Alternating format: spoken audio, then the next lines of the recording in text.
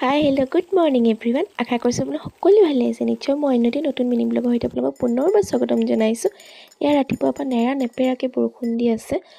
গা মূৰ ধুই ৰেডি হৈছোঁ দোকান যাবলৈ। যাবই পৰা নাই বৰষুণৰ কাৰণে, যি নহওক যাবতো লাগিবই। ইয়াৰ ৰাতিপুৱাই ব্ৰেকফাষ্টত ঘুগনি আৰু ৰুটি বনাইছিলে। খাই বৈ দোকান যাব লওঁতে মোৰ এটা পাৰ্চেল আহিলে। পাৰ্চেলটোত এখন ফেন অৰ্ডাৰ কৰিছিলোঁ আৰু আনবক্সিংটো দাদাজনেই কৰি দিলে। বৰ্তমান এতিয়া ফেনখন বাৰু ভালেই আহিছে, পিছত ক'ম বাৰু ফেনখন কেনেকুৱা। পাৰ্চেলটো লৈ মেলি মই দোকান পালোঁহি। দোকান পাই কামকেইটা আজৰি কৰি ভাতটো খাই দিলোঁ। ভাতত আজি মাছ চকনি আৰু মাছ ফ্ৰাই হৈ ঘুগনিয়ে দিছিলে। ভাতকেইটা সোনকালে খাই আজৰি হৈ দোকানৰ পৰা আহি গ'লোঁ, কাৰণ বতৰটো বহুত বেয়া আৰু বৰষুণ দি আছে। সেয়া তিতিয়ে ঘৰ পালোঁহি, কাৰণ দেৰিলৈ থাকিলে আৰু বৰষুণ দিব। ঘৰ পাই আজৰি হৈ মেলিয়ে ঘৰতে আজি অকণমান জালমুড়ি বনাইছোঁ, কাৰণ এনেকুৱা বতৰ অকণমান চটপটা খাবলৈ মন যায়। বাহিৰত ওলাই যাব নোৱাৰি। বহুত ভালো হৈছে খাবলৈ, জ্বলাও হৈছে, ভাল লাগিছে খাই। কিন্তু জালমুড়ি খাই আজৰি হৈ গ'লতো আজিলৈ আহিছোঁ। Tata, bye bye.